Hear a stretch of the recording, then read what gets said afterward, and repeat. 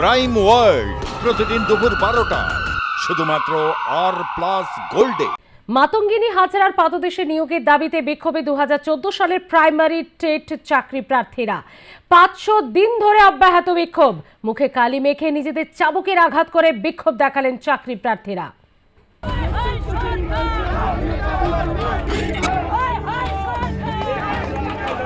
2014 সালের এই সমস্ত প্রাইমারি টেট পাশ করা চাকরি প্রার্থী 2014 সালের পর থেকে গত 500 দিন ধরে তারা আন্দোলনে সামিল।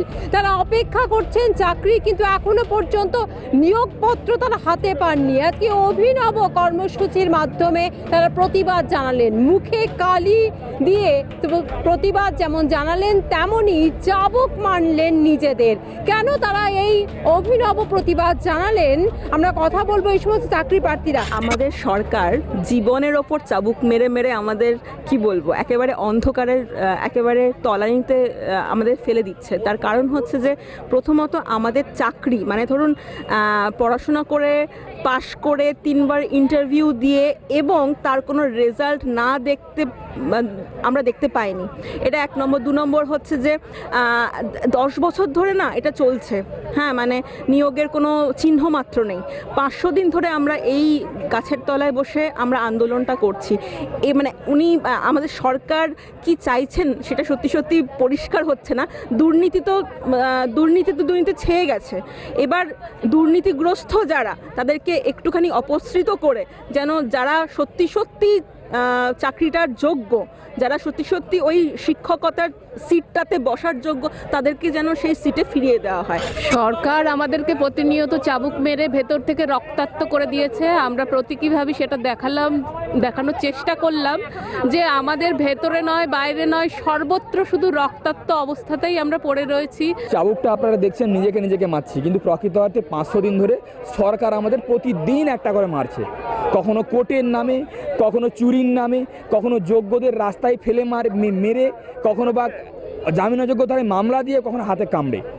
তো সেই জিনিসটা আজকে আমরা প্রতিফলিত করেছি যে কিভাবে সরকার প্রতিদিন লোকের চোখের আড়ালে আমাদেরকে প্রতিদিন মারছে, সেটা আমরা দেখানোর চেষ্টা করছি। 2014 সালের প্রাইমারি টেট পাস করেছেন, কিন্তু এখনো পর্যন্ত মেধা তালিকাভুক্ত হওয়ার পরেও তারা চাকরি পাননি। তারা ইন্টারভিউ দিয়েছেন কিন্তু মেলেনি এখনো পর্যন্ত নিয়োগপত্র হাতে।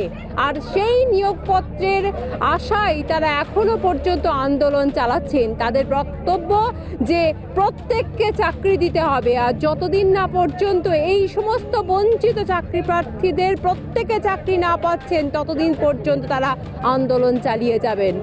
ক্যামেরায় পার্থ চক্রবর্তীর সঙ্গে নাজিয়া রহমানের রিপোর্ট, আর+ নিউজ, কলকাতা।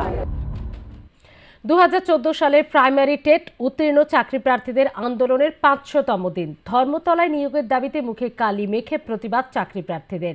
এই নিয়ে কি বলছে রাজনৈতিক মহল, শোনাবো। তো বাংলার ছেলে মেয়ে মানে অসহায় অবস্থায় দাঁড়িয়ে আছে, খুব কষ্ট লাগছে। বাংলার যুবক, বাংলার নবযৌবন, বাংলার ভবিষ্যৎ চুরি করে সরকারটা শেষ করে দিল। পশ্চিমবাংলা এরা গরিব মানুষ, গরিব ঘরের মধ্যবিত্ত বাড়ির ছেলে মেয়েরা শুধু তাদের সম্বল একমাত্র শিক্ষা, পড়াশোনা করে চাকরি পেতে চেয়েছিল। মাননীয় মুখ্যমন্ত্রী মমতা বন্দ্যোপাধ্যায় সরকার তাদের চাকরিগুলোকে পশ্চিমবাংলা তৃণমূলের হাতে বিক্রি হয়ে গেল। মানে দরপত্র ডেকে বিক্রি করার মতো মেনু কার্ড করে বিক্রি করে দিল। ছি ছি ছি ছি ছি। পশ্চিমবাংলা আজকে 2 বছর হতে গেল রাস্তায় ধর্মতলার মোড়ে ঠান্ডা, শীত, গ্রীষ্ম, বর্ষা সবসময় বসে আছে। কি এই বাংলার ছেলেমেয়েরা আগামী ভবিষ্যতের কথা ভেবে ভাবছে এই বাংলায় থাকা যাবে কি যাবে না? মধ্যবিত্ত মানুষ, গরিব মানুষ, গ্রামের মানুষ তারা ভাবছেন যে তাদের ছেলে মেয়েদের ভবিষ্যৎ কি। তৃণমূলের নেতারা নয় চুরি করে তার সংসার চালাবেন, এরা কি করে চালাবে? কালিটা ওরা যদি মমতা ব্যানার্জির মুখে লাগাতে পারত, কালিটা ওরা যদি রাজ্যের বর্তমান শিক্ষামন্ত্রী ব্রাত্য বসুর মুখে লাগাতে পারত, যেটা পশ্চিমবাংলার মানুষ লাগানোর জন্য প্রস্তুত হচ্ছেন, সেটা লাগানো হবে। তার আগে ওরা নিজেরা মুখে কালি মেখে প্রতিবাদের একটা নতুন ফর্ম তৈরি করলো। আমাদের রাজ্যে 1,27,000 শিক্ষকের শূন্য পদ, আর যোগ্য শিক্ষকরা পরীক্ষা দিয়ে উত্তীর্ণ হয়ে রাস্তায় বসে আছে, রাজ্যের শিক্ষামন্ত্রী লজ্জিত হন না, রাজ্যের মুখ্যমন্ত্রী নিজেকে ধিকৃত বলে মনে করেন।